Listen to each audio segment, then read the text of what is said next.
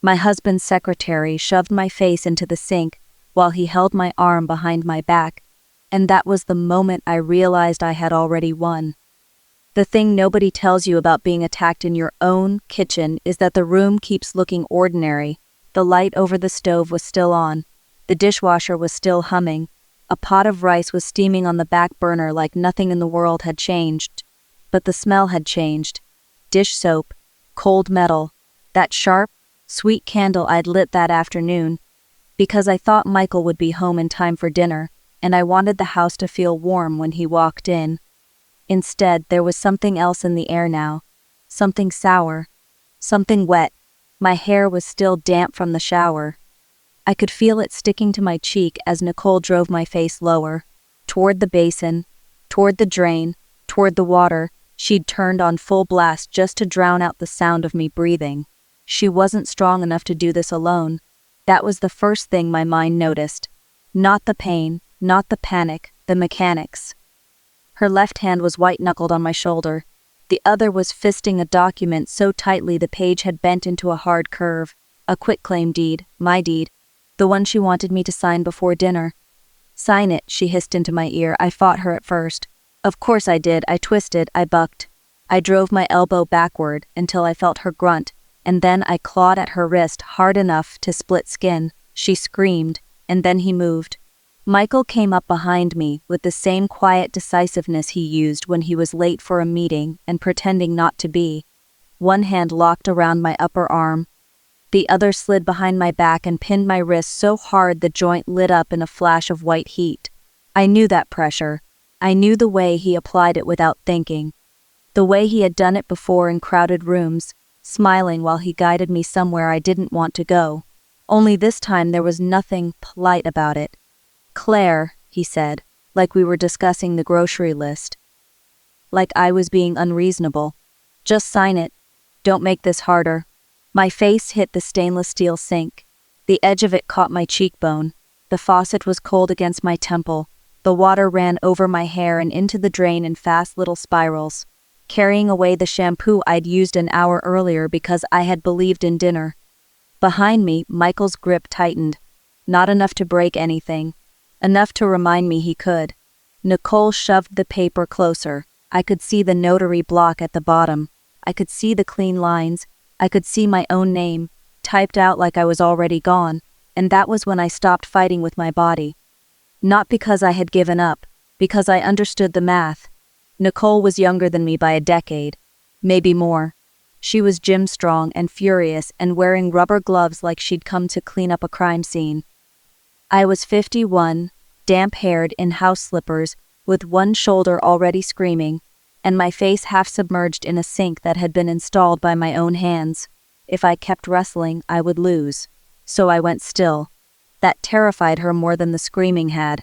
You can always tell when people expect pain to make you stupid. They lean in. They get careless.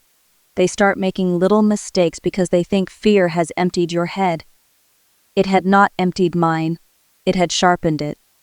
I noticed the split seam on her glove. I noticed the tiny bead of blood on the back of her wrist where I'd caught her. I noticed Michael wasn't looking at me. He was looking at her. That was worse. Not because it surprised me, because it didn't. The quietest betrayals are always the ones you spend the longest refusing to name. I could feel his breath near my ear, steady and controlled, like this was all happening to someone else, like he was helping resolve a problem, like the problem was me. "Just sign," he said again, and for 1 second, while my face stayed pressed to the sink, I thought about all the years I had spent listening, the pauses, the missing receipts, the late nights. The way his phone would go face down when I walked into a room.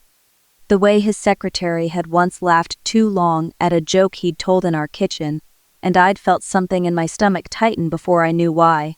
I had spent years being told that I was imagining things, that I was too sensitive, too suspicious, too tired, too much. Standing there with cold water on my cheek and my husband's hand locking my arm behind my back, I finally understood something simple and ugly. I had not been imagining enough. Nicole shoved the deed against the counter. A pen followed it. Blue ink. Cheap plastic. The kind of pen someone brings when they think they only need a signature, not a confession.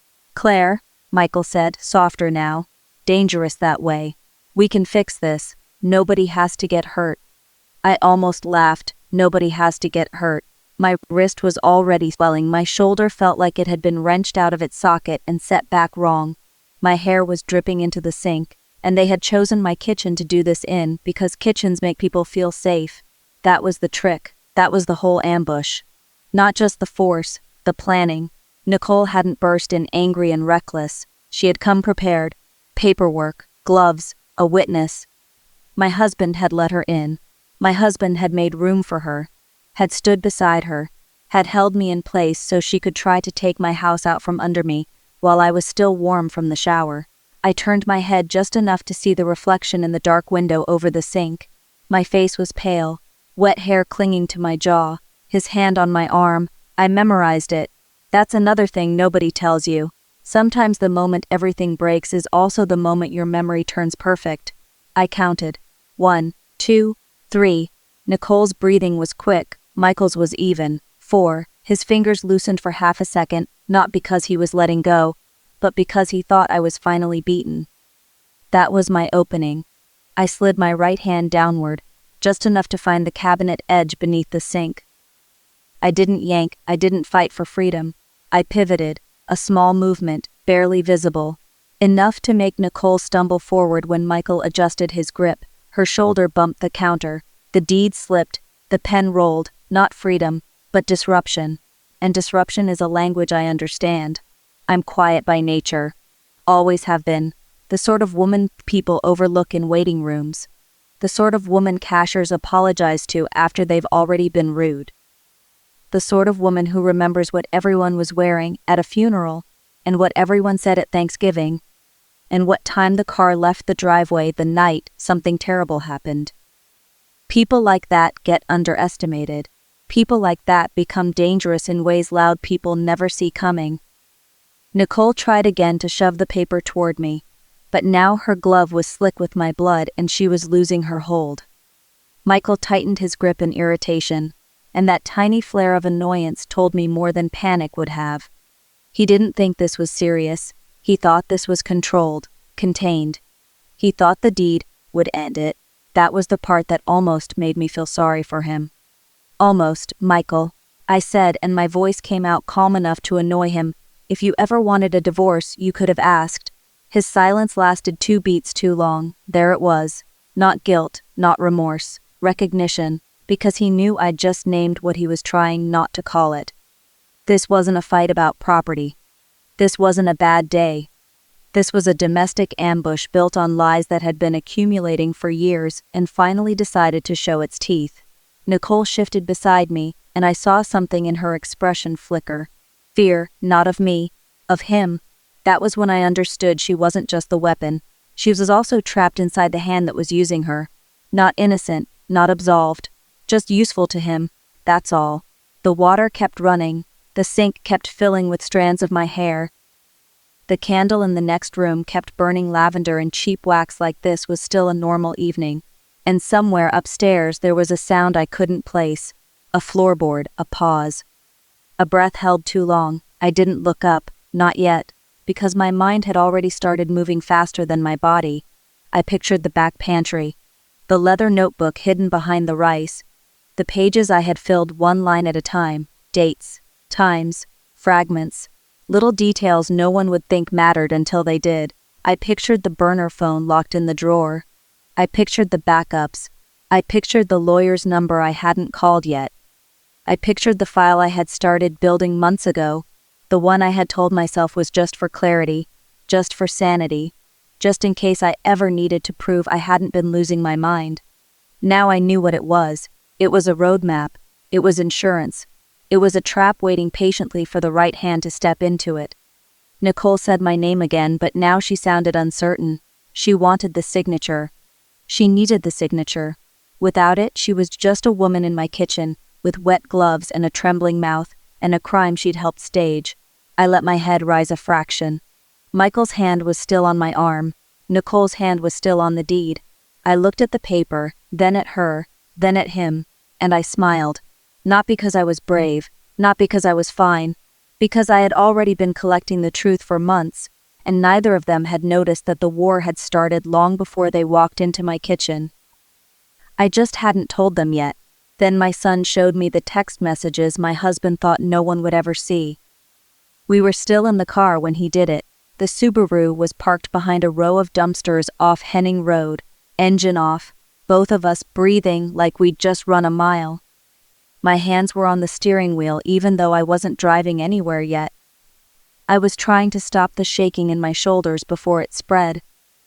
Eli sat beside me with his backpack between his feet and his phone in his hands like it weighed too much. For a second, neither of us spoke. That silence mattered. It was the first quiet thing in the entire day that had not been forced on us by somebody else. Then he turned the screen toward me. "Mom," he said, and his voice cracked on the word, "I need you to look at these before you decide what you want to do next." I took the phone, and the first thing I saw was not a message. It was a screen recording, a shaky little video, shot from the upstairs hallway outside the kitchen. My kitchen. I could hear my own breathing in the audio. I could hear the faucet running. I could hear Nicole telling me to sign the deed. Then Michael's voice behind me, calm as a man ordering coffee. "Just sign it. Don't make this harder." On the screen, from Eli's angle, you could see the back of my head, Nicole's arm, Michael's shoulder blocking the doorway. You could see how he stood there like he was helping, like he was the reasonable one, like my body belonged to a negotiation. My stomach dropped so hard it felt physical. "Where did you get this?" I asked. Eli swallowed. "I've been recording when things got weird." "Weird how?" He gave me a look that was somehow older than his face. "You know how." No, I thought. I did not know, not all the way, because mothers survive by splitting knowing into pieces. One piece for dinner, one for laundry, one for the lie you tell yourself so you can get through the week. We are capable of seeing the thing and then setting it down in a drawer because if we don't, we have to become someone else. My son had apparently been doing the opposite. He unlocked another folder, screenshots. A conversation thread with my husband's name at the top, a thread between Michael and Nicole that stretched back months, maybe longer. I started at the newest message. "Need her scared enough to sign Tuesday. Don't kill her. Just enough. Make sure the marks don't fade for a week." The room around me went thin and quiet. He had written that, not in anger, not in a blur, not in the heat of a fight. He had chosen those words. Beneath it, another message.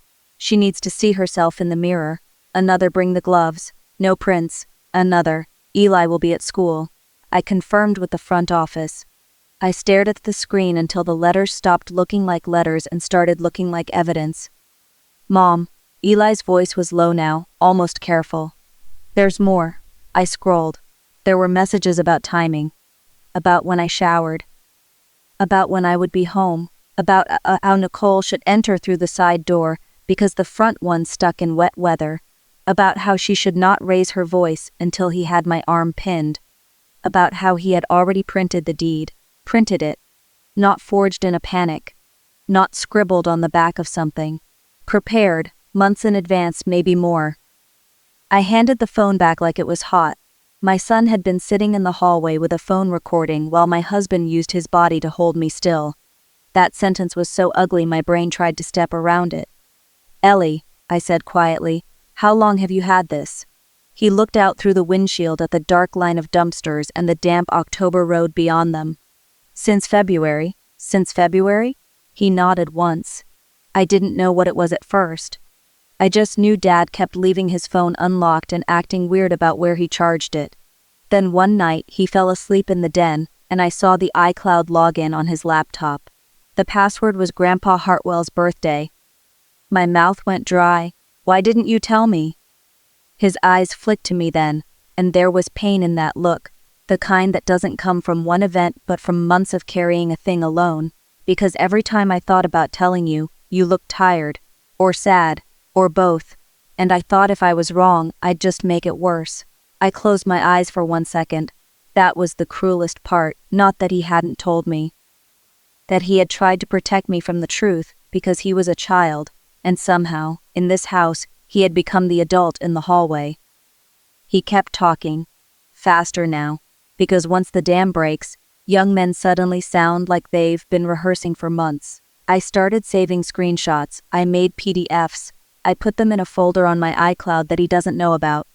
I also sent copies to my school email and to a burner account I made in the library. I looked at him. Burner account? He gave a tiny, embarrassed shrug. Don't act shocked, I'm your son. That made me laugh once, but it came out broken. Then he reached into the backpack at his feet and pulled out a slim black notebook. Leather, soft at the edges. Familiar in the way objects can be familiar before your brain is ready to admit it. I knew that notebook. I had bought one exactly like it from the Barnes Noble in Colony about 14 months earlier, right after I found the photograph in Michael's desk. A little girl. Kindergarten graduation. Butterfly beret. The name Maya written on the back in a woman's handwriting I did not recognize. I took the notebook from Eli's hand and stared at it. He said, "You never told me about this part either." That made me look up. What part? The fact that you've been keeping records too. My throat tightened. He knew. Of course he knew. Children know things in the silence between adults. They don't always know the story, but they know the shape of it. They know the hidden drawer, the extra key, the way one parent checks the other parent's face before answering a question. How did you? I asked. He pointed at the notebook. I found it when I was looking for batteries in the pantry. I wasn't snooping. I swear. It was behind the rice. I almost smiled. Almost. I had hidden that notebook in the pantry, behind the big family-size bag of jasmine rice, because no one ever looks behind the rice unless they are desperate enough to count their own survival. What did you read? I asked. Enough. His answer was too old to belong to a 17-year-old. Then he said the thing I hadn't wanted to hear and also needed desperately. Mom, you weren't imagining it. The words landed hard. Because they were not just comfort, they were permission. I opened the notebook. Page 1 was dated 14 months ago. The first entry was only a sentence. Michael said he worked late, no receipt, smelled like cologne when he came home. The next page. Claimed the Wilmington trip was canceled. Hotel charged to company card anyway. The next. Nicole laughed when I walked into the kitchen. Stopped laughing when she saw me look. Then pages of it. Dates. Times. Little contradictions. Dinner stories that shifted. Phone calls that didn't line up. Receipts that appeared and disappeared. Charges on a credit card I'd never seen before. A jewelry store in Albany. A gas station in Queensbury at 11:42 p.m. on a Tuesday. A lunch billed as client development when Michael had told me he was in Boston. I had written all of it down because at a certain point sanity is just a notebook with better handwriting. I had told myself I was keeping it for clarity. But clarity is what people call evidence before they are brave enough to name it. Eli leaned over the console and tapped another folder on his phone. This part is the worst. I opened it. A photo of the quitclaim deed, the one they had shoved at me in the kitchen. Then the original email chain that had spawned it, buried in a thread between Michael and a title clerk in Albany. The email said the deed needed to be ready by Tuesday morning. By Tuesday morning. Not that day, not after a conversation, not after a legal review. Before the attack had even started, the ending had already been scheduled. I read further. There were messages between Michael and Nicole about my moods, about my sleep, about what he called my episodes. I had not had episodes. I had had questions. The kind of questions men call instability when they are trying to turn your doubt into a diagnosis. One message made my skin go cold. She keeps saying she's fine. That's not the point. We need the signature before she starts making noise. Another. If she fights, use the sink. She won't get loud if she can't breathe. I stopped reading. My hand actually went numb. Eli was watching me. His jaw clenched so tight I could see it moving. I didn't know how bad it was until I saw that one, he said. Which one? He took the phone back and showed me the message where Michael had written, "Make sure the marks don't fade for a week." He wasn't just trying to get me to sign. He wanted evidence on my body. He wanted bruises that would stay long enough to control the story. That was when I understood the shape of his cruelty. Michael never wanted chaos. He wanted leverage. There's a difference. Chaos makes everyone look guilty.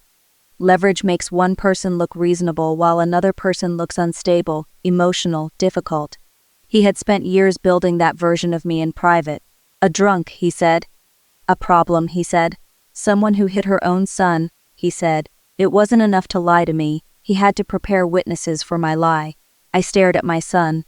All this time, I said, "You've been sitting on this?" He nodded once. I didn't want to break the chain of custody. I blinked at him. What? He looked almost sheepish now, which was absurd, because he had just said the words chain of custody like he was reading from a law school handout. I looked it up. If you're going to use any of this, you need the files saved properly. Screenshots with timestamps. The originals backed up. I made encrypted PDFs. I also logged when I accessed each one. I just stared. My 17-year-old son had done more for my future in 6 months than a lot of adults do in a lifetime. Where did you learn all this? I asked. He gave a tiny shrug. Dad works with contracts. I'm not stupid. No, he was not stupid, he was my child, which meant he had learned to survive by watching adults lie with very polished faces. I took a breath and made myself go back to the notebook. There, in the middle of page 19, I saw my own writing from months before. May 8. Asked about the missing check. He said accounting delay. Tone wrong. May 11. Nicole parked in driveway after dark, said she was dropping off plans. She stayed 23 minutes. May 17. Found a child's butterfly barrette in bathroom drawer. He said it belonged to a co-worker's daughter. Did not explain why it was wrapped in tissue. The page after that had only one line. Something is happening and I am the last person to be told. I remembered writing it. Not because I was dramatic. Because I had a feeling in my chest so persistent I couldn't name it. Because the body knows first. Because I had spent years being trained to override it. I turned another page and found the outline of my system. It was all there. Not just feelings. Steps. Notebook in the pantry. Scans to an external drive. Copies to a burner phone. Another set hidden in a box at Brenda's house. A password-protected email address only I used for sending myself receipts and screenshots. A tracking app on Michael's truck. A second tracker under my own car, because if I ever had to leave, I wanted to know whether he was following me. I had installed both trackers 8 months earlier in the same weekend I bought the burner phone. I had told myself it was paranoia. It wasn't paranoia if he was actually lying. It was preparation. Mom. Eli was looking at me with something close to awe, but not quite. Did you know you were doing that? I laughed under my breath. No, that was the honest answer. I knew I was collecting things. I didn't know why all the pieces mattered until they did. He looked down at the notebook. Then why did you keep going? I thought about that for a second. Because mothers are always told that if they can just be more patient, more understanding, more forgiving, the broken thing will eventually repair itself. Because I had heard my own mother say one sentence before she died. Don't keep the peace. Keep yourself. Because I had spent years keeping the peace like it was a job title. I kept going, I said, because at some point I realized I wasn't building a memory. I was building a case. That made him go still. Can I show you one more thing? He asked. Please. He opened another folder. This one had Nicole's name on it. Inside were her messages too. Not all of them, but enough. Michael telling her I was unstable. Michael telling her I wouldn't fight back. Michael telling her I'd probably sign if she came prepared. Michael telling her he'd already confirmed Eli was at school. And then the worst one. He said if she doesn't sign, he'll handle it himself. I read that line 3 times. There are moments when the cruelty isn't in the violence, it's in the ease. He hadn't even had to raise his voice. He had simply moved people like furniture and called it strategy. Eli watched me finish reading. She didn't know, he said. It wasn't a defense. It was an observation. I know, I said, and that was true too. Nicole had not been innocent. She had shoved my face toward a sink while my husband held my arm behind my back. But she had also been fed a story for years, one designed to make her useful and obedient and frightened of the wrong person. He had done that to both of us. Used different lies, same method. He made each woman in his life think she was the exception to his worst self. That's how men like that survive. They divide the truth into compartments and hand each woman one room. I looked at my son, and in that ugly little pocket behind the dumpsters, I understood something new and unbearable. He had not just recorded proof. He had chosen me. He could have kept staying quiet. Could have handed me a single screenshot and stopped there. Could have let the adult world keep pretending. Instead, he had built a bridge between the things I was afraid to say out loud and the things he already knew were real. Maya, I said suddenly. Eli nodded. Yeah, that part too. He tapped the screen. There were messages about the little girl, about payments, about school pickup, about the butterfly barrette, about how Michael had wanted the child absorbed into the family later, with no scandal. I closed my eyes. So it wasn't just an affair. It was a child, a hidden life, a plan. The sort of plan rich men make when they think money can outlast consequence. When I opened my eyes again, Eli was still watching me, waiting for me to break in some expected way. I didn't. Instead I said, forward everything to my email. He nodded immediately. Already did. Good. And I made 3 backups. Good. One's in a cloud folder you don't know the password to. Excellent. He cracked the smallest smile then, and it hit me so hard I had to look away, because he was still my child. Still 17. Still supposed to be worried about exams and sneakers, and who liked him in 5th period. Instead, he was helping me triage my own marriage. I reached over and put my hand over his. You should never have had to do this, I said. His eyes dropped to our hands. I know, that was all. No speech, no apology from the universe, just the terrible fact that he had done it anyway. I slid the notebook into my bag and closed the zipper. Where are we going? He asked. Brenda's, I said. He looked at me, and I could see the question before he asked it. What happens when we get there?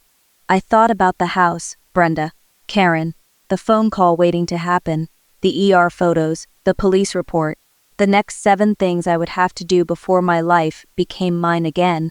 Then I looked at my son and told him the truth in the simplest form I could manage. We opened the file. He nodded like he understood exactly what that meant. We pulled away from the dumpsters and got back onto the road. At the first stoplight, I checked Michael's location on the app. Still at 14 Pine Grove Drive. Her house. His dot sat there like a heartbeat, pretending not to be guilty. I took a screenshot and filed it into a folder named Settlement Evidence 47. Then I looked over at Eli, his face lit by the dashboard glow, and realized the most dangerous thing about the whole day wasn't the attack. It was that my son and I had finally stopped pretending we were alone in it. By the time we reached Brenda's house, I understood this wasn't a divorce. It was a war file waiting to be opened. Then my mother-in-law called and said one sentence that made me realize my husband's crimes went back decades. But before that call came, there were forms to sign, and blood to document, and a story to turn from something that happened to me into something that could be used against him. The emergency room smelled like antiseptic and wet cotton and the kind of coffee they leave sitting too long in a machine, because nobody expects anyone to sleep there. By the time I got to Saratoga Hospital, the adrenaline had started to leave my body in pieces. My shoulder felt wrong in a way that made me keep my arm tucked too close to my side. My wrist was swollen. My scalp still burned where Nicole had grabbed me. The triage nurse took one look at my face and stopped asking questions. That was the first useful thing anyone had done all day. She called someone over. A clipboard appeared. Then another nurse with a camera bag. Then a doctor who spoke softly, as if volume might count as pressure. I did not cry. I think they expected me to. Instead, I sat in a paper gown on the edge of the exam table and let them measure the damage like they were cataloging a storm. 47 photographs. That was the number the nurse read back to me while she took them. Wrist from the front, wrist from the side, bruising under the jaw, the line of my hairline where Nicole had yanked me back, the faint red bloom on my upper arm where Michael's fingers had pressed in from behind.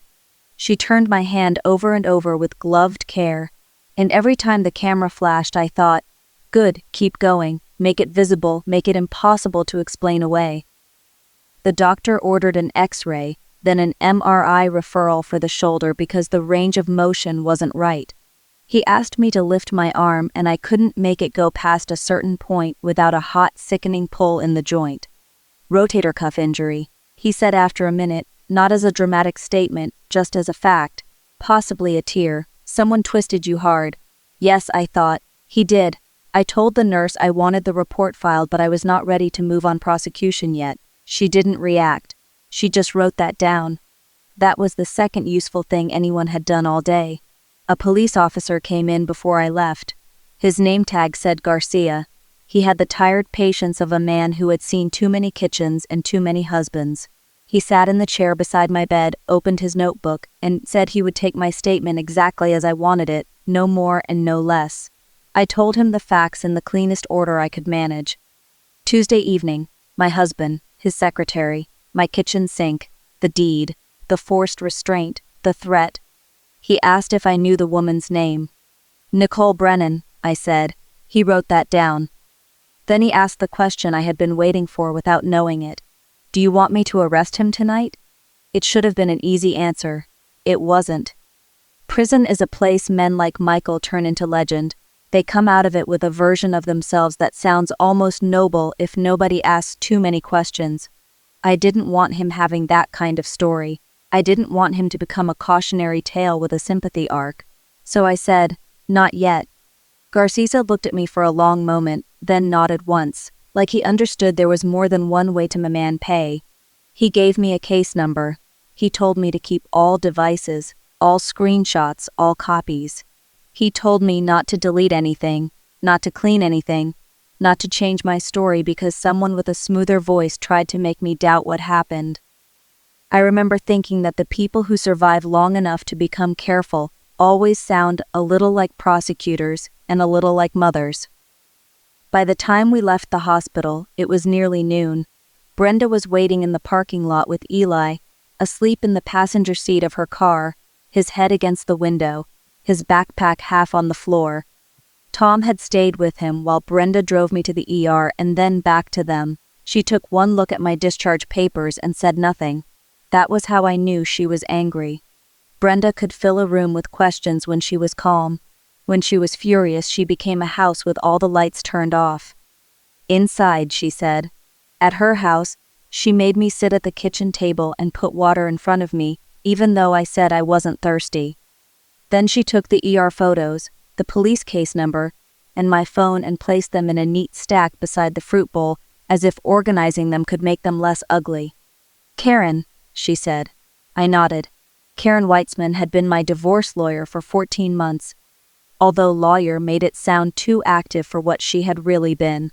A woman I paid to answer hypothetical questions while I quietly assembled my own exit plan. She was 58, sharp as a tack, with silver hair she wore pinned back, and a habit of removing her glasses before saying something's expensive. Brenda handed me her phone. Karen answered on the second ring. Tell me the damage, I told her, not all at once. Karen didn't like drama. She liked sequence, so I gave her the ER findings, the police report, the photos, the assault, the forged quitclaim deed, the threat, the messages Ally had found. I told her I still wanted my options open. There was a pause on the line. Then Karen said, You do not have a divorce problem. You have a leverage problem. I looked at Brenda. Brenda looked at me. Karen went on, If you want prison, I can get you a good criminal referral. If you want him dismantled, I stay on. But then we do this clean. No emotional improvising. No kitchen table revenge. You give me documents, names, dates, and the ability to make him afraid of disclosure. I don't want chaos, I said. I know, Karen said. Chaos is easy, leverage is harder. That was why I kept her. Because she understood the difference. She told me to email the ER photos immediately. She wanted the police case number.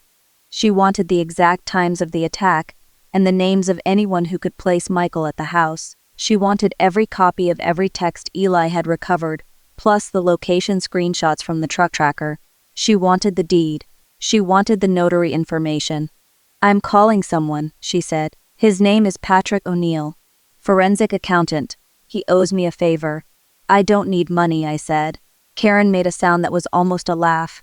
Claire, with men like this, money is never only money. It's trail, exposure, intent, and sometimes prison if you're lucky. You need to understand what's moving under the floorboards. Patrick arrived by 3 o'clock. He looked exactly like what Brenda later called a retired school principal who had chosen accounting as a form of vengeance. He was in his 60s, with a bow tie, wire-rimmed glasses, and a briefcase that seemed too small to contain the amount of trouble he intended to bring into the room. He shook my hand like a man who understood that the person being investigated is usually the person least in control. Karen spread the materials across Brenda's dining room table. The room had become a command center in the space of a few hours. On one side, my notebook, the deed, the hospital paperwork, the police report, and the screenshots Eli had forwarded. On the other, Patrick's laptop, 2 external drives, a legal pad, and a stack of blank folders he labeled with a black marker in quick, blunt strokes. "Let's start with the deed," he said. He put on reading glasses, examined the quitclaim page, and frowned almost immediately. "This notary stamp is wrong," Karen looked up. "Wrong how?" He turned the page so we could see. "The seal format is off by about 10 years, wrong spacing, wrong state code placement. But more importantly, the commission number is a dead end." He opened his laptop, tapped a few keys, and turned it toward us. "No active notary matches this stamp," he said. "Not retired, not suspended, not expired. No record at all. This was fabricated." I had already known, in the way women know things before they are formally told. But hearing it from him made the lie become something else. Not an ugly document. A charge. Karen took the deed and set it in a separate folder. "For fraudulent conveyance conspiracy," she said. Patrick nodded. "And that's before you get to the tax side." He opened another file and started to speak in the same calm tone people use when they're about to explain why the body is failing in a way that won't show on the outside.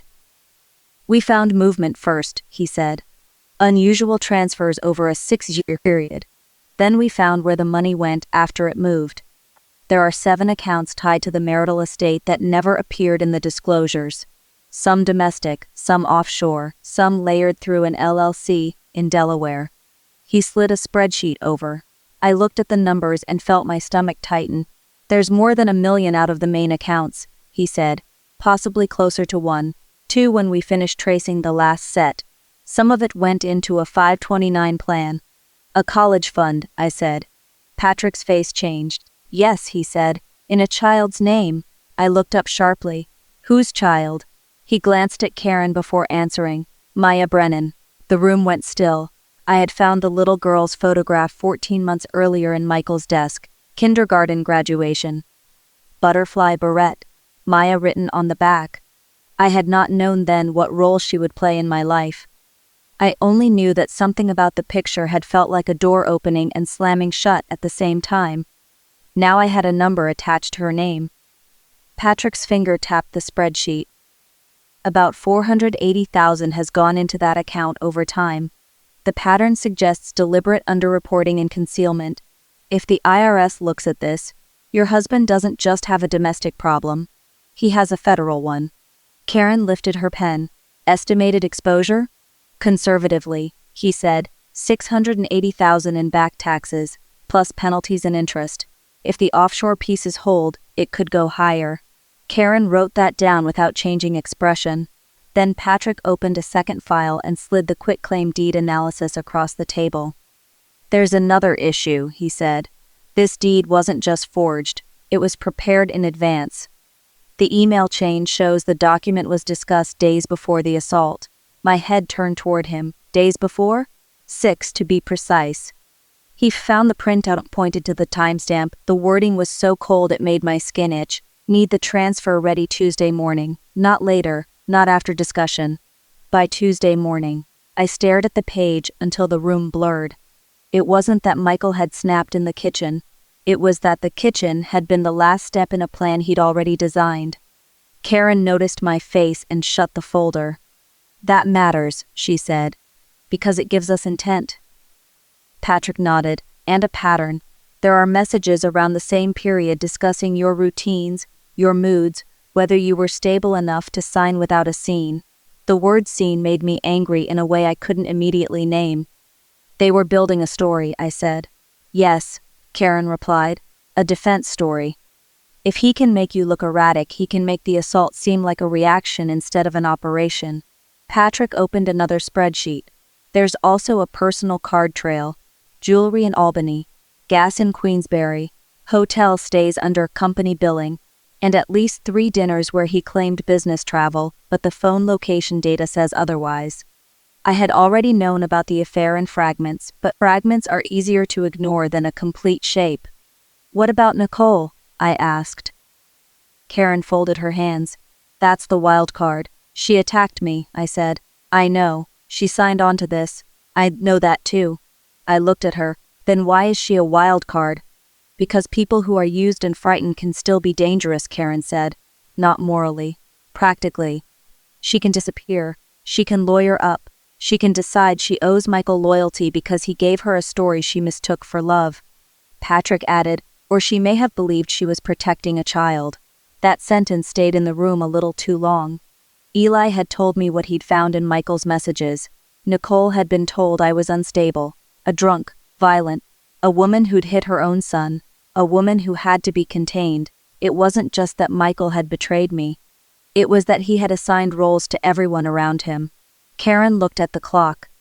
If she comes, she said, don't argue. We document.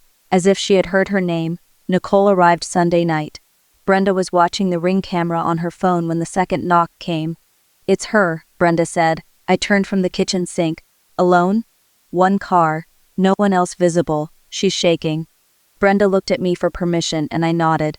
5 minutes later, Nicole came through the front door with a denim jacket pulled tight around her body, and her left hand wrapped in a clean white bandage.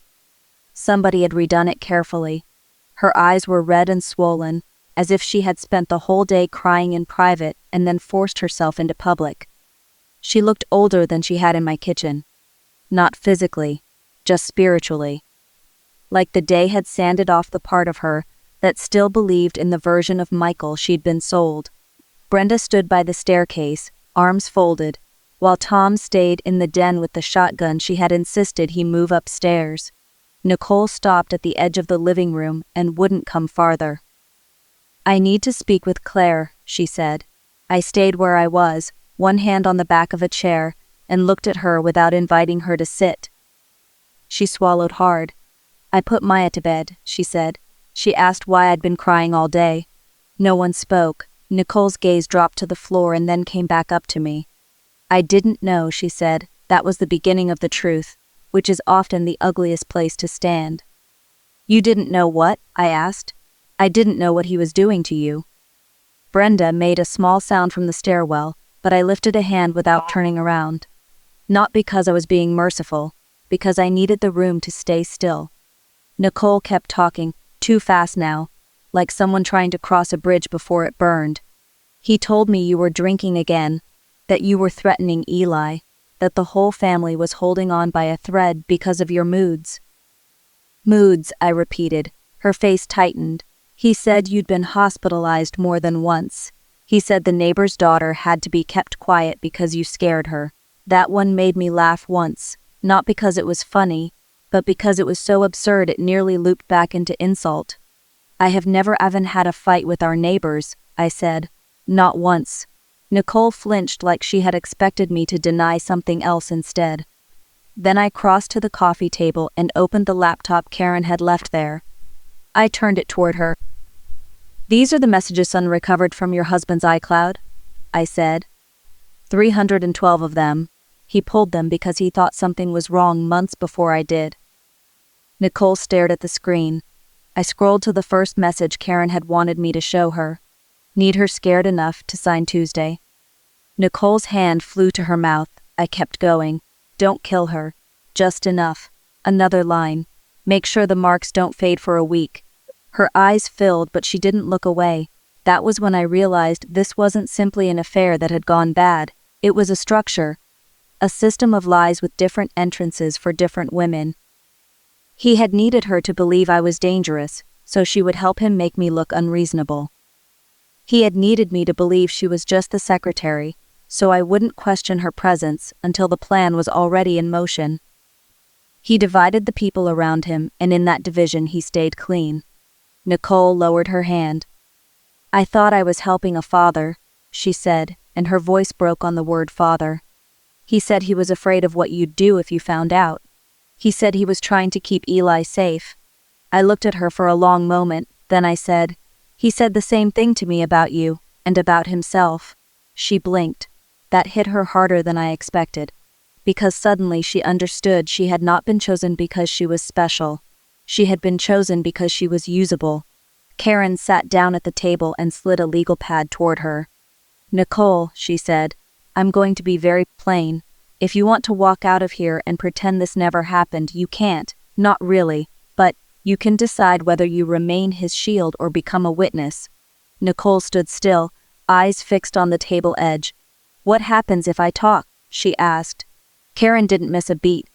You stop being the easiest person for him to blame. Silence followed that. Then Nicole said, he told me you'd ruin me if you ever found out about Maya. I stared at her. Nicole looked at me with a kind of exhausted shame. He said you'd destroy her life just to hurt me. My jaw tightened. He also said, I replied carefully, that I had already been destroying my own life for years.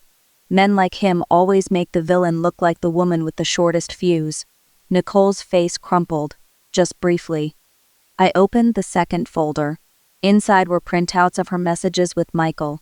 Some of them were practical. Some were intimate. Some were ugly in the way lies get when they've been repeated too often. Then there were the financial notes. Payments. Mileage. School pickup arrangements. A transfer line that matched the 5/29 account Patrick had uncovered. A thread about how the child should eventually be absorbed into the family with no scandal. Nicole read that line twice. What does that mean? She whispered. It means, I said, that he was planning to make a child fit into his story after he was done using her to patch over the one he'd already broken. Nicole covered her eyes. For the first time since she walked in, I saw her not as the woman in my kitchen, not as the hands on my face, not as the person on the other side of the sink. I saw her as another woman who had been given just enough truth to obey, and just enough love to stay. That didn't excuse her, it explained her. There is a difference. Karen moved the legal pad closer. You sign an affidavit tonight, she said. You list everything. Every message, every payment, every time he coached you, every time he told you how to enter, what to wear, when to speak, what to say about Claire, what to say about Eli. You identify accounts if you know them. You describe the forged deed and how it was handed to you. You write the full timeline while it's fresh. Nicole looked at the page like it might bite her. And if I do? She asked. Karen answered with the same cold precision she used for contracts. Then I make sure you are not the only one who falls. Nicole didn't say anything for a while. Then she asked the question I think she had been afraid to ask since she walked into the house. Do you want me arrested?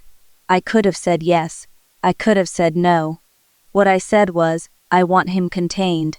That was the truest thing in the room. Not revenge. Not spectacle. Containment. Nicole gave a tiny, miserable nod. Then she sat down. Karen brought in a notary from 4 doors down, a retired accountant named Hank, who still wore pajama pants on Sundays and never asked questions he didn't need answered. He came in with a clipboard and a reading lamp, and the weary face of a man who had long ago accepted that everybody's Sunday was somebody else's emergency. He read the affidavit. Nicole signed each page with a blue pen that shook only once. The affidavit covered 12 pages by the time she finished. She admitted to the messages, the attack, the role Michael assigned her, the deed, the instructions about my body and my bruises, the timing, the payments, the lies about my drinking, the lie about Eli, the false story about the neighbor's daughter, the way Michael had promised her that if I signed, everything would be clean. When she was done, Hank stamped each page and stacked them neatly. Nicole sat very still, staring at her own name as if she didn't fully recognize it anymore. Karen took the affidavit, put it in a red folder, and slid it into her briefcase. Then she looked at Nicole and said, For the record, you are now easier to protect than to punish.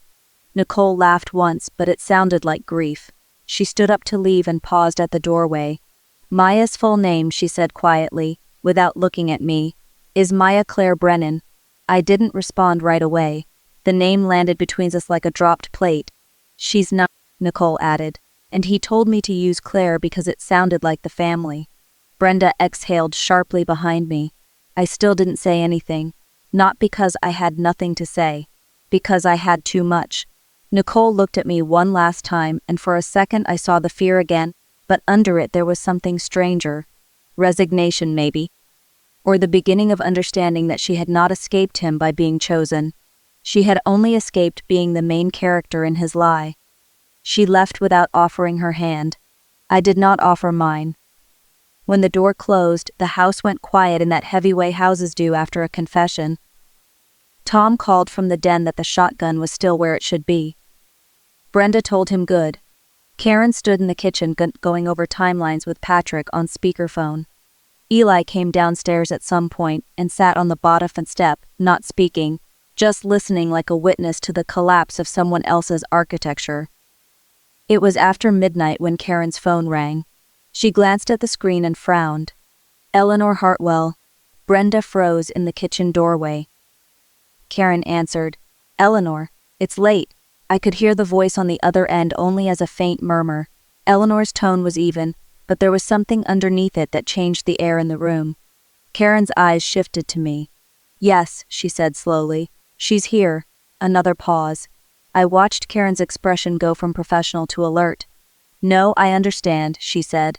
"You want Claire alone tomorrow morning." She listened. Then she said, "A folder?" The room snapped into silence.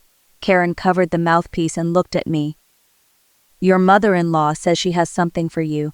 She wants you to come to the house on Lake George in the morning. No one else. She said it's been waiting a long time." I stood still. Karen listened again. Then her face changed in a way I had never seen before.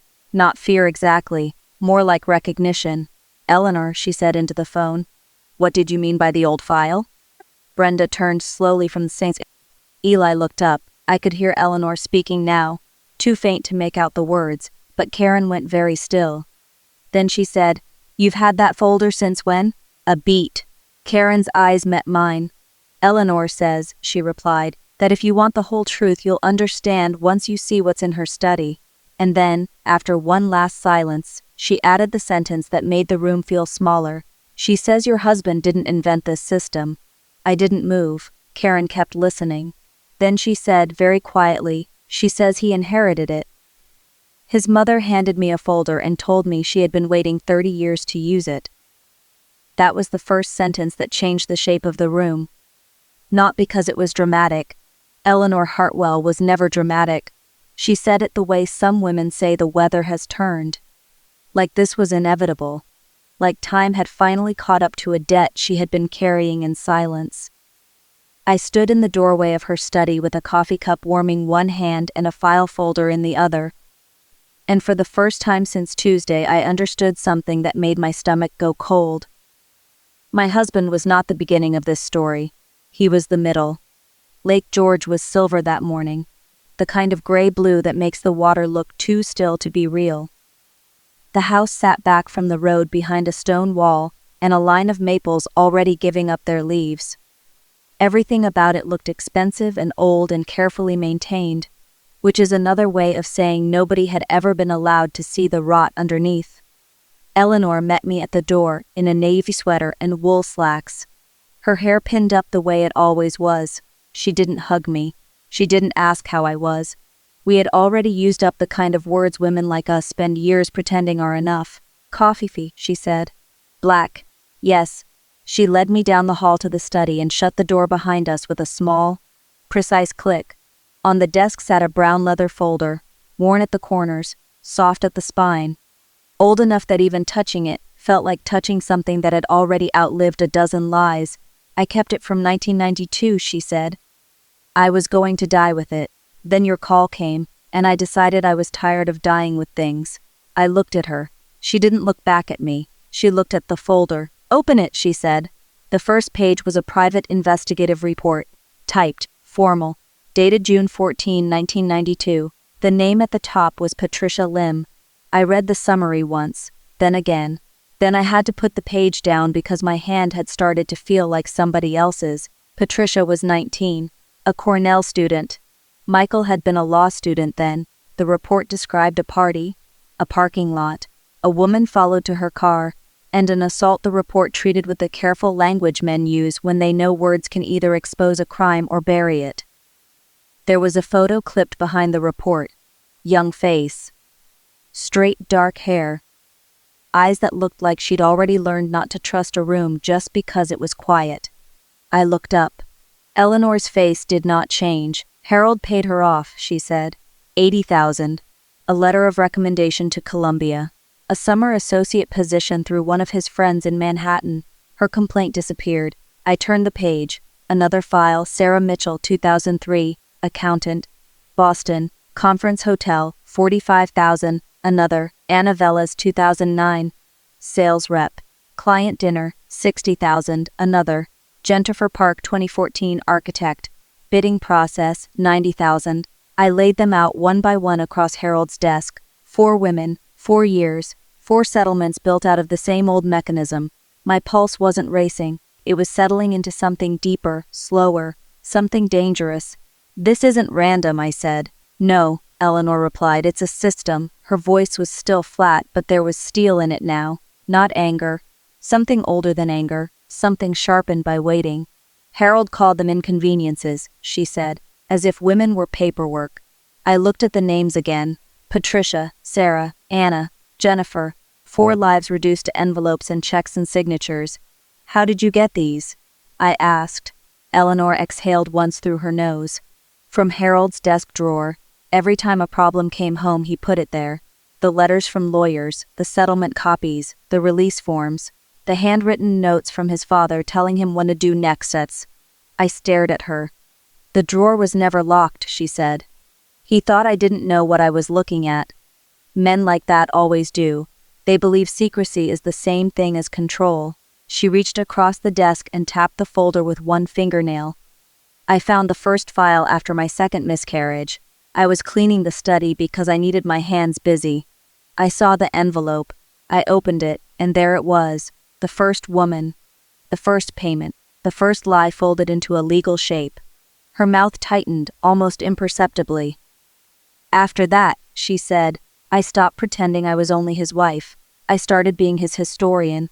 That sentence hit harder than I expected. Because it explained too much. It explained the silence, the dinner table.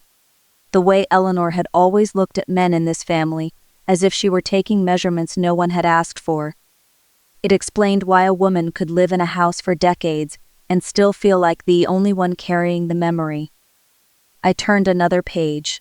Harold's handwriting, not on a settlement, on a letter. The letterhead was Hartwell Construction.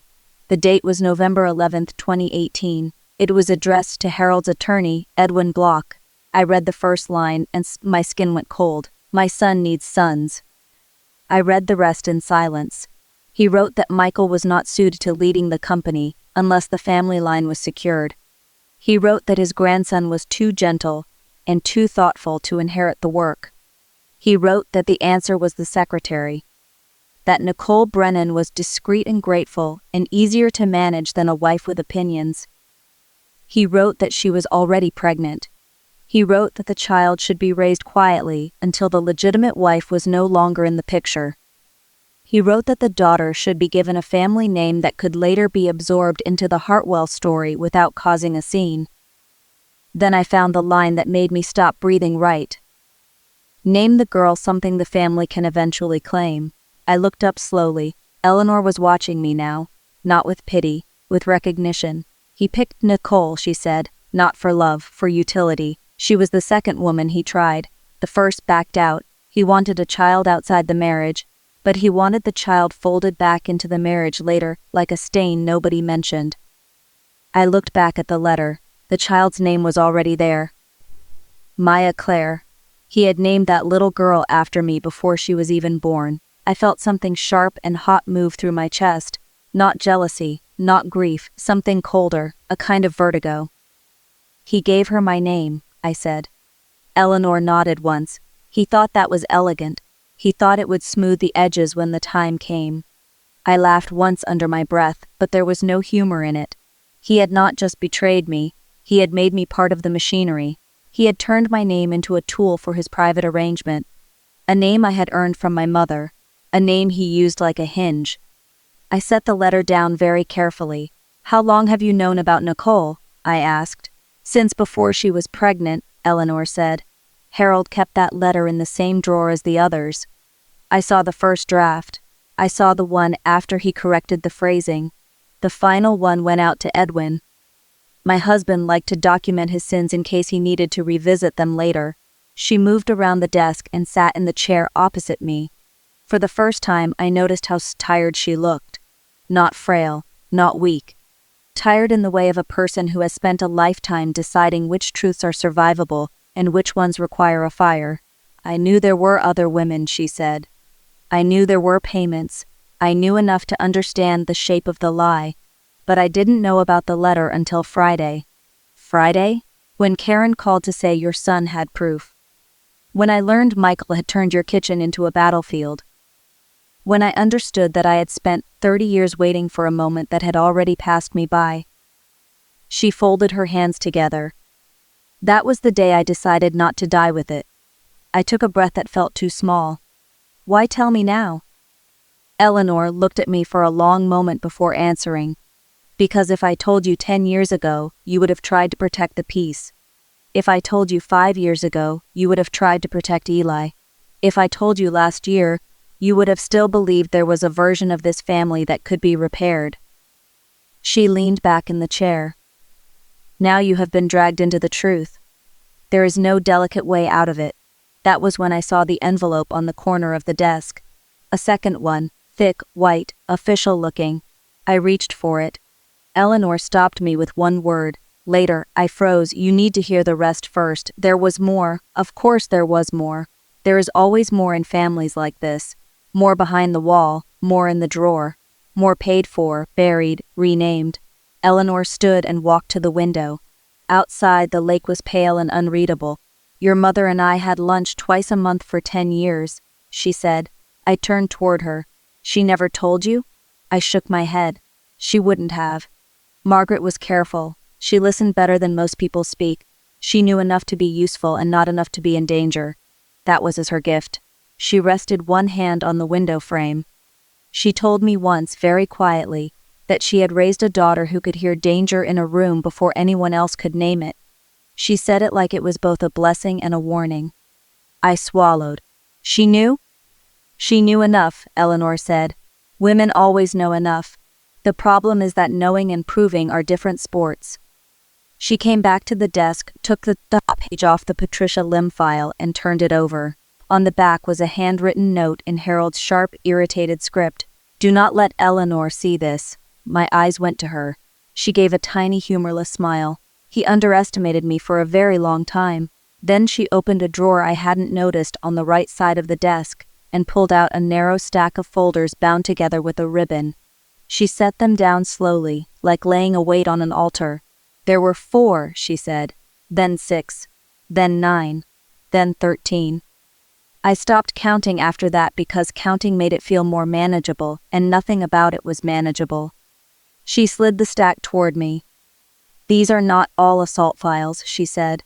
"Some are employment arrangements, some are legal settlements. Some are letters from lawyers who thought they were covering a scandal and were really helping build a kingdom." A kingdom. That word made the room feel wider and worse. I opened the first folder. Not another woman, not this time. A copy of a company agreement, then a trust amendment, then an estate document, then a memo from Harold to his attorney about discretionary distribution to the child in question. The child in question was Maya. The phrase made me nauseous. There were records of payments to Nicole's apartment, checks, moving expenses, a privately funded preschool, medical reimbursements, a line item for family stabilization, as if arranging a child into silence was the same thing as stability. I flipped to the next page and found another note from Harold. "When the time is right, the child can be absorbed quietly. Absorbed. Like liquid into cloth, like evidence into a file, like a woman into a story she never agreed to help tell." I looked up at Eleanor. "He planned all of this." "Yes," she said, "and he wasn't the first man in this family to do it." That was the sentence that opened the floor under me. I stared at her. She stood very still. Michael thinks he inherited his father's business, she said. What he inherited was his father's method. The room went silent, not empty. Worse, full. Eleanor crossed the study and opened a small cabinet beside the bookshelf. Inside were more folders, dozens of them, some labeled by year, some by initials, some by nothing at all. I didn't move. She pulled out one with a faded green tab and handed it to me. On the label, in her hand, was written, Margaret Summers, my mother's name. I looked up sharply. Eleanor's expression didn't change. Before she died, "Your mother gave me permission to keep this copy," she said. "She said if anything ever happened, you would need to know who had been standing in the dark with you long before you could see them." My fingers shook when I opened it. Inside were notes, receipts, a list of names, a lunch receipt from a diner, handwritten observations in my mother's careful script. Some of it was about Harold, some of it was about Eleanor, some of it was about me. Not warnings exactly, patterns. My mother had been noticing patterns for years. A note from 2016, he smiles before he denies something. A note from 2017, women in this family learn silence before they learn anger. A note from 2019, Claire is starting to doubt her own memory. A note from 2020, if she asks, tell her to keep herself. I sat down slowly in the chair behind me because my knees had forgotten their job. Eleanor watched me read. "She knew," I said. "She knew enough to leave you a sentence." I thought of my mother's last breath. "Don't keep the peace, Claire. Keep yourself." The words felt different now. Not just advice, a transmission. A message passed from one woman to another across years and blood, and men who thought they owned the silence in the room. I closed the folder. "What happens now?" I asked. Eleanor went back to the desk and opened the white envelope I'd noticed earlier. Inside was a copy of her new will. She set it in front of me. "My attorney finished it yesterday," she said. "Harold doesn't know yet. He will tonight." I scanned the first pages. The language was crisp, formal, final. Michael was cut out, not reduced, not delayed, cut out. The house, the land, the trust, the stocks, the remainder of the family assets were being shifted in a different direction, some to a new trust, some to Eli, some to Maya. Claire named as trustee. I looked up, stunned. "Eleanor, I am not asking," she said. "I am telling you." I read further. "Equal shares to Eli and Maya. You as trustee until they are 30. Certain voting rights transferred. No direct control to Michael. No access for Harold to amend." I put the papers down. "This is a detonation," I said quietly. Eleanor gave me the smallest possible smile. "Yes, it is. Harold will lose his mind." "Good," she said. "He's had 30 years to lose it in private. Now he can do it in public if he likes." I stared at her, then at the will. She had not done this for revenge. Not exactly. Eleanor was too controlled for that. This was something more surgical, more deliberate. This was a transfer of memory into power. The women had held the records. The men had held the money. Now the records were becoming the money. That was the shift. That was the real threat. "He'll say I manipulated you," I said. Eleanor's expression turned faintly amused. "Let him try. Michael can explain to his lawyer why his mother rewrote her entire estate after her daughter-in-law was attacked in her kitchen and after she discovered her husband's plan to breed an heir in secret." She said it so calmly that I had to look away. When I looked back, her face had gone still again. "There's another reason I called you," she said. I waited.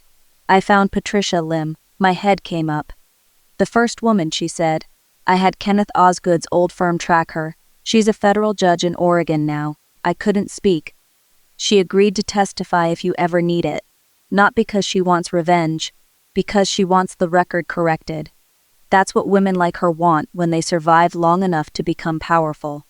She sat back down. "Sasa Mitchell is in Boston. Anna Velez remarried and still works in procurement. Jennifer Park left architecture and now teaches design in Philadelphia. Each of them still remembers. Each of them still has the paperwork. Harold paid them to disappear. He forgot that paid silence is not the same thing as erased memory." I felt something shifting inside me that wasn't grief and wasn't rage, but carried both of them in the same body. "One woman becomes 4, I said. Eleanor nodded. "One cover-up becomes a family archive. One man becomes a method," I said. "Yes," she said, and now you know why Michael looked so confused when you stopped being afraid. He didn't just think he could outplay you.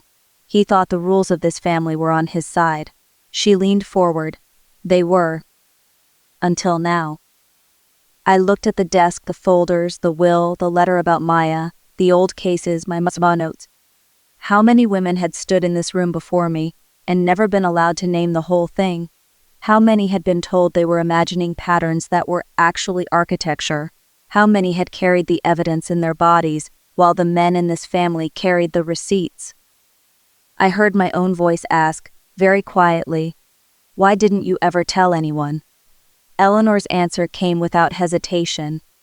Because I had a daughter-in-law to protect, and then a granddaughter, and then as a son who was already becoming his father. Because women in this family learned early that speaking the truth without leverage is how you get buried with it. She looked directly at me then. I waited too long, I know that. Your mother knew it too. That is the part neither of us could forgive ourselves for. The honesty of it made my throat tighten. Not because it was comforting. Because it was brutal enough to be true. The clock on the wall ticked once. Then again. I looked at the white envelope one more time. What does Karen need? Eleanor stood and walked to the desk drawer again. This time she took out a slim thumb drive and set it on top of the will. Everything on this drive is indexed, she said. Scans, chronology, financial statements, correspondence, the settlement amounts, the trust amendments, a list of names you may need if this gets ugly in court.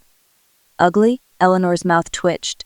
I've lived in this family for 53 years.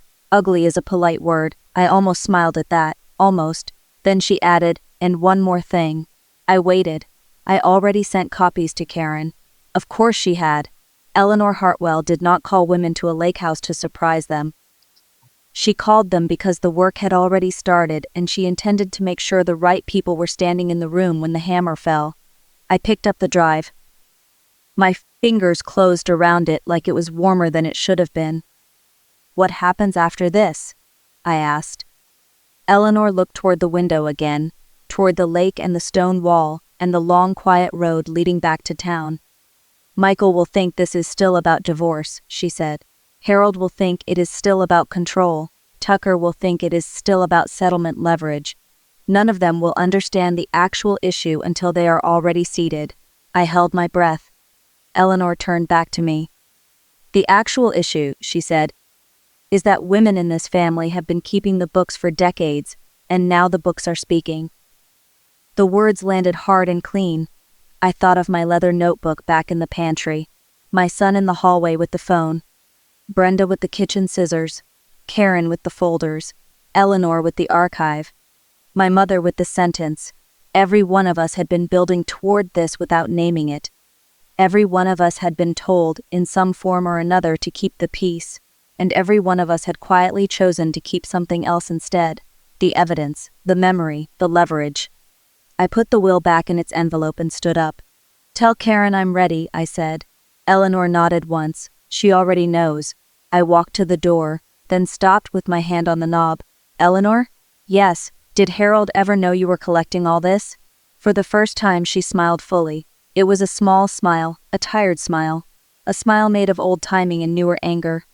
No, she said. He thought I was decorating the room around his life.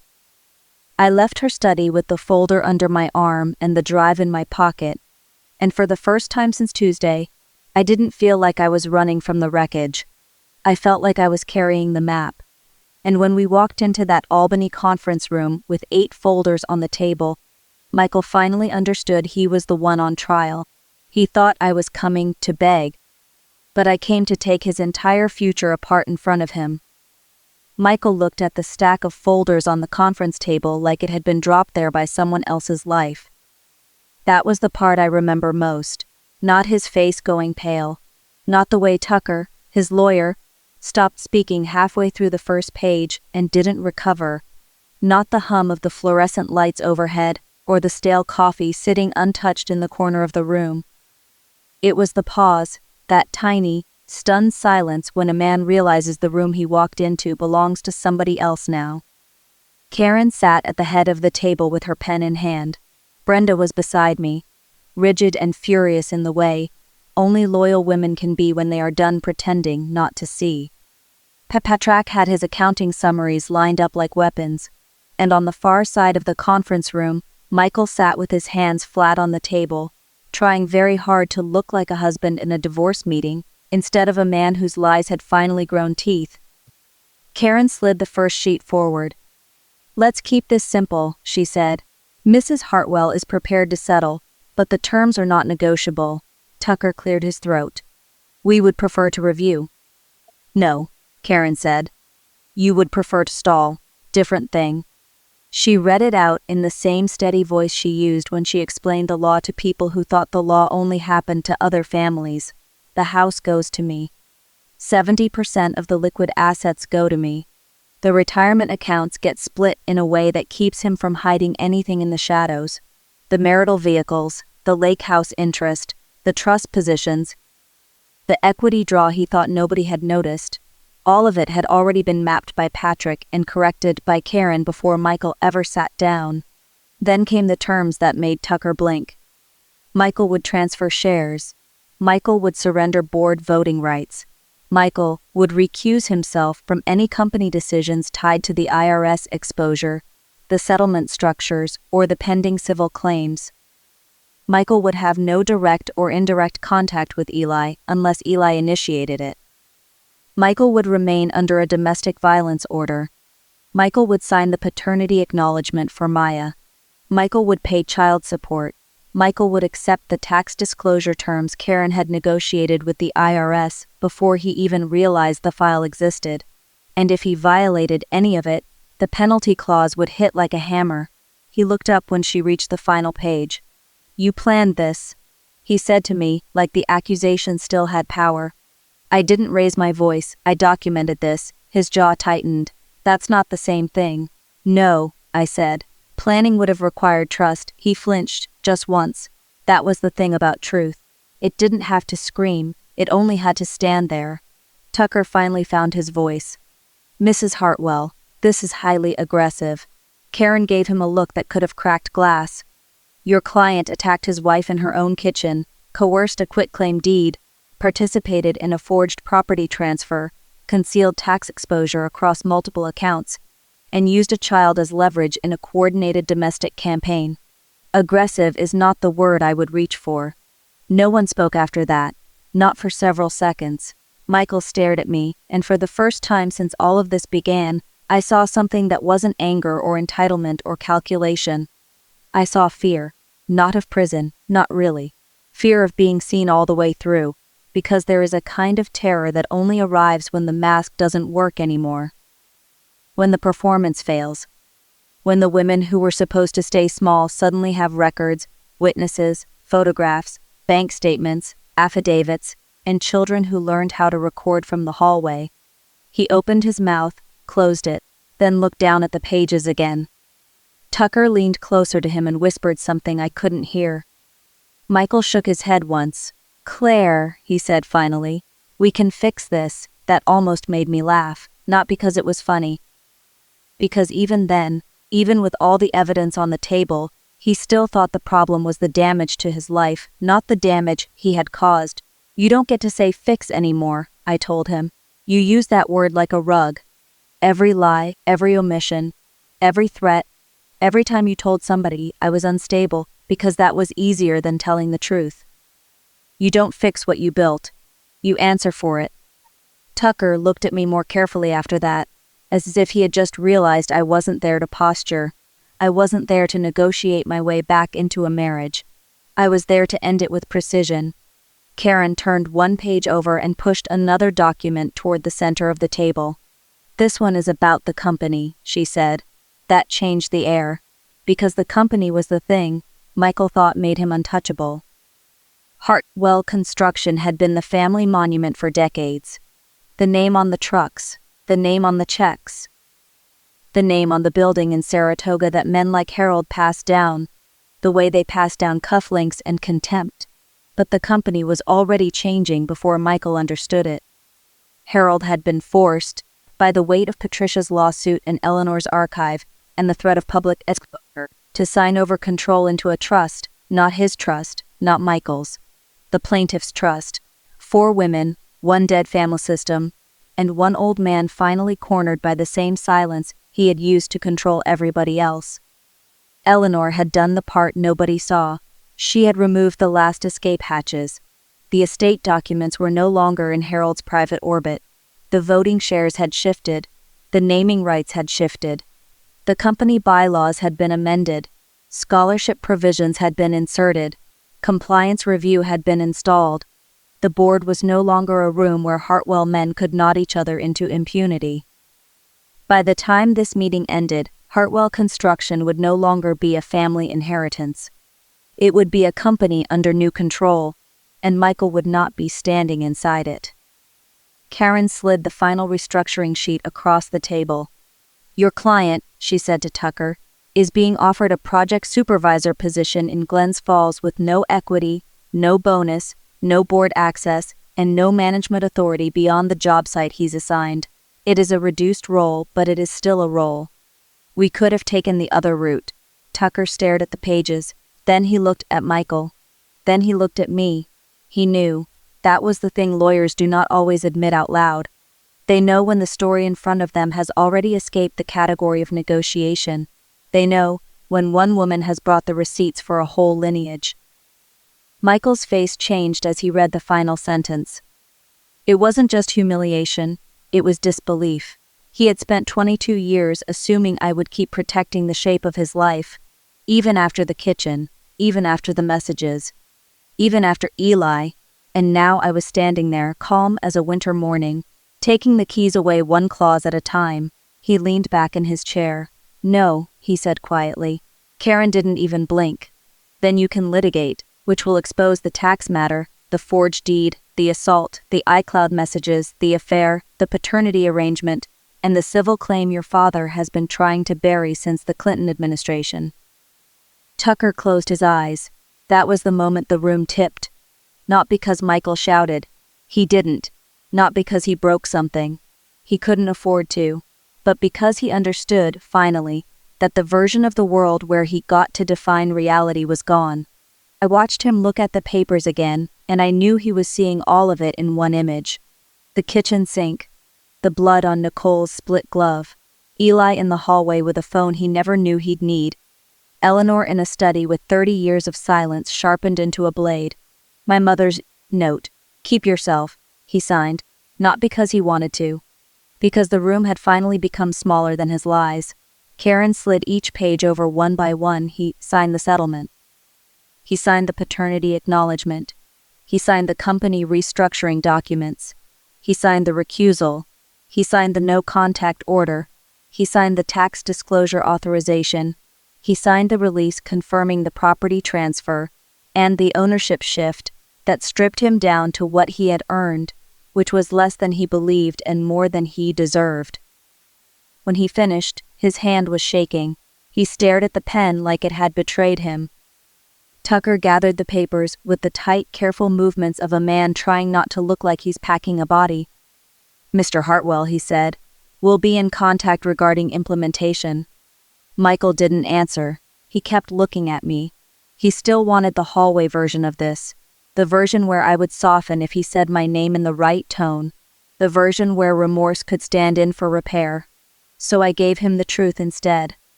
"Don't call me that," I said. He blinked. "Don't call me like you still get access to me." The room went so still I could hear the paper shifting in Karen's hands. "You don't get to come back from this by being sad," I said. "You don't get to cry and become harmless. You don't get to hurt people and then act wounded when they stop protecting your image." He swallowed hard. I continued, because this part mattered. "My son watched you pin my arm behind my back. My son recorded your messages. Your mother watched your father build a family business out of old assaults and hush money and told me she'd been waiting 30 years to use the evidence. You don't get to understand all of that and still ask me to make this easier for you." Michael looked down. I thought he might say something smart, something defensive, something cruel. Instead, he whispered, "What happens now?" That was almost the saddest thing he said to me. Because now, after all the years he spent deciding what happened to everybody else, He had arrived at the same question women ask after they finally survive. What happens now? Karen answered it first. Now, she said, you disappear from the board, from the house, from the system that protected you, and from any room where your wife has to lower her voice. Then I answered the rest. Now Eli goes to Cornell without your shadow in the paperwork. Now Maya gets a name on the record and support that can't be shrugged away. Now Nicole lives with the consequences of what she did instead of hiding behind what you told her to believe. And now I stop carrying your life like it belongs to me. He looked like he wanted to argue with the part about Nicole. He didn't. Because even he could tell the room was done with excuses. After that, the meeting ended the way these things do when the law finally catches up to the lie. Quietly. Too quietly for something that had taken years. Tucker took his client out. Michael paused at the door and looked back once, but I didn't give him anything. No farewell, no mercy, no extra line he could use later in his head to make himself the victim of my tone. The door shut. Brenda let out a breath. She'd been holding so long I thought she might shake apart. Karen sat down and exhaled into both hands. Then the room emptied into the aftermath. The next part was not glamorous. It was forms, transfers, calls, signatures, compliance letters, court filings, account freezes, replacement titles, reissued certificates, the kind of paper war that doesn't look dramatic unless you've lived your whole life under the weight of it. And slowly, the old shape of the family began to break. Harold fought for a while, because of course he did. Men like him do not surrender like decent people. They bargain with weather, grief, age, reputation, and the law. He tried to posture through the public announcement of the restructuring.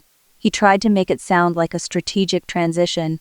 He tried to say the company was modernizing, but everyone knew what it was. A transfer of power. The Hartwell name stayed on the building for a while, then changed.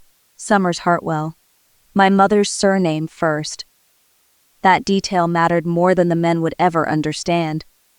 It meant the company no longer belonged to a line of sons who believed silence was a form of loyalty. It meant the women who had held the records were now holding the votes. It meant the scholarship fund for women in the trades went up first, before anyone got to write a celebratory press release. It meant the building finally had to answer to the people it had ignored. And Michael? Michael moved into a construction trailer in Glens Falls. Not because that was poetic, because it was practical. He spent his days in a hard hat reviewing blueprints under fluorescent light while Dave Bruno, a man he once fired for complaining about set coffee down on the corner of his desk without saying much at all.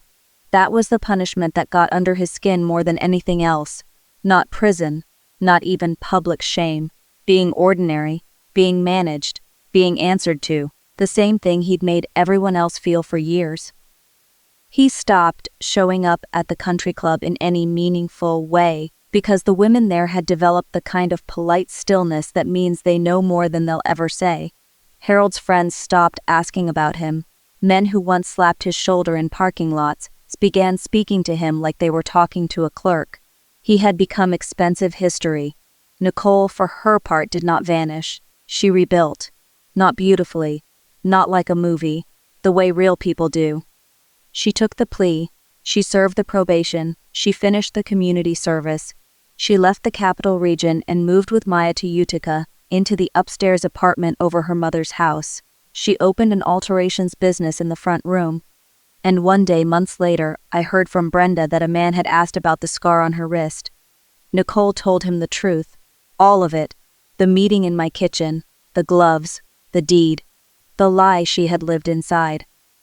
The fact that she had believed a man who handed her a story about rescuing a child from a monster and never once asked whether he was the monster instead. He never called her back. Nicole was not shocked. That was the part that stayed with me. She was not shocked, because once you tell the truth out loud, even to the wrong person, you stop expecting lies to love you back. Eleanor stayed exactly as she was, and yet somehow changed the most. She never raised her voice. She never staged a speech. She did not become sentimental or forgiving, or any of the things people often demand from women who have survived long enough to become dangerous. She simply stopped performing mercy for men who had mistaken it for consent. At dinner, she served Harold for months in silence. At breakfast, she poured the coffee. At holidays, she sat perfectly composed while he tried to continue being the center of the room and failed. When the civil suit from Patricia Lim and the other women landed, she read the first page at the table, folded it once, and set it beside her plate like a place setting. When Harold died years later, Eleanor did not go to the funeral. She sent white lilies. The card read, "From Margaret Summers 14 years late." That was Eleanor's revenge. Not noise, timing. By the time winter came again, my own life had changed into something I could breathe inside. I took the full-time paralegal job at Karen's firm. My office window faced east. In the mornings, the light came in clean and hard and honest. I bought a small house in Saratoga, with a front porch and a Japanese maple in the yard. I replaced the faucet in the kitchen and didn't think about the sink for weeks. I let my hair grow back until it stopped looking like an emergency and started looking like a decision. The shoulder healed, slowly, annoyingly. The way bodies do when they have been asked to survive something they were never designed to carry alone. And my name changed, not in the paperwork at first, in the way I held it. When the divorce was final, I took my mother's name in full, Claire Summers. It felt like putting on a coat I had inherited from the only person who had ever understood that peace is not the same thing as safety. Eli went to Cornell in August. He called on Sundays. At first the calls were short. Food, classes, a professor who talked too fast, a friend in the dorm, a library that stayed open too late. Then the calls got easier. Then they got warmer. By Thanksgiving, he came home with a girl named Priya and a grin I hadn't seen in years. He stood in my doorway with a backpack over one shoulder and looked older than the last time I'd seen him, but not harder, just clearer. That mattered. Maya grew too. Too fast, the way children do when the adults around them are finally telling the truth. She got taller. Her laugh changed. Her drawings got more detailed. One winter Sunday, after a church service in Glens Falls, she came up to me in the fellowship hall with a folded piece of construction paper in her hand. She was 9. She held it out like she was offering me something breakable. "I drew this for you," she said. I unfolded it. 5 figures across a white page. A woman in a blue dress labeled Mom, Maya in pink, Eli taller with a crooked smile, me in a gray coat with short hair, and then a space at the edge, blank, not erased, left open. I looked at her. "Who's this for?" I asked gently. She glanced at the empty space. "I don't know how to draw everybody yet," she said, so I left one open. I had to look down then, because some kinds of tenderness hit harder after everything else. "Thank you," I said. She nodded once, pleased in the simple way children are when they have done exactly what they meant to do. And that was when I understood something I had spent most of my life avoiding. Healing is not a dramatic arrival. It is a series of choices so quiet nobody claps for them. Choosing to document, choosing to leave, choosing to tell the truth. Choosing not to keep the peace when the peace is only protecting the person who is hurting you. The cost of truth is high, but silence has a price too. I paid it for 22 years. I won't pay it again. By the time the snow fell again, I was no longer the woman in the sink. I was the woman who walked out of the building. So tell me this honestly. What sentence has been living in your house for years, waiting for you to finally hear it?